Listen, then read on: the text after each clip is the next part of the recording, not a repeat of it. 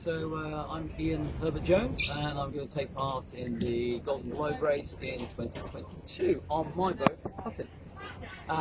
So Puffin is Tradewind 35. She was built in like 1986, so she's got a few years on her. But importantly, she took part in the 2018 race, and she finished that race successfully in 4th place with Istvan Koper, the skipper at the time.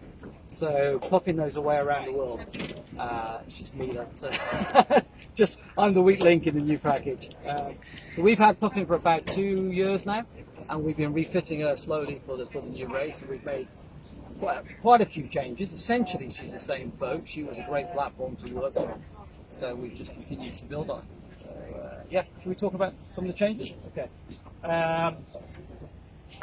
Puffin's cutter rig.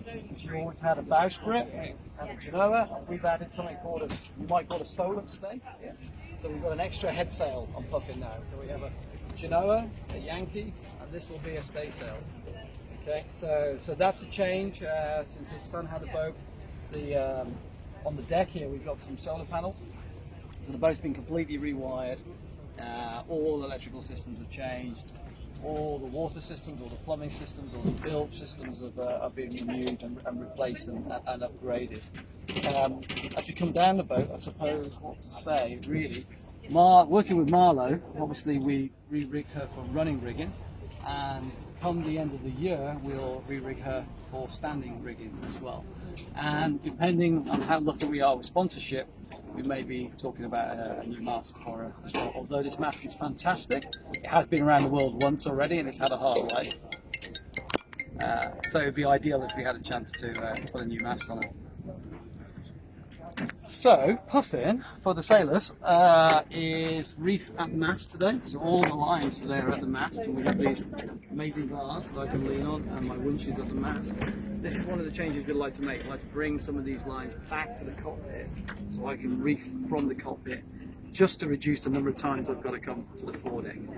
So that's another part of the later refit, hopefully. Moving on, it's pretty much the same as it was previously, no great changes here. At the stern, if you look across there, you'll see our friend the Hydrovane. So Hydrovane is our wind vane self-steering. That was one of the first things that we changed on Puffin. We put a self-steering system from Hydrovane on the back, which has been amazing. We rebuilt Puffin's existing steering and brought that back up to sort of new standard. And 101 small other items. We got new winches in the cockpit, new jammers, and all that type of stuff. This old spray hood is the one that Istvan took around the world and has done an amazing service, but this is going to go.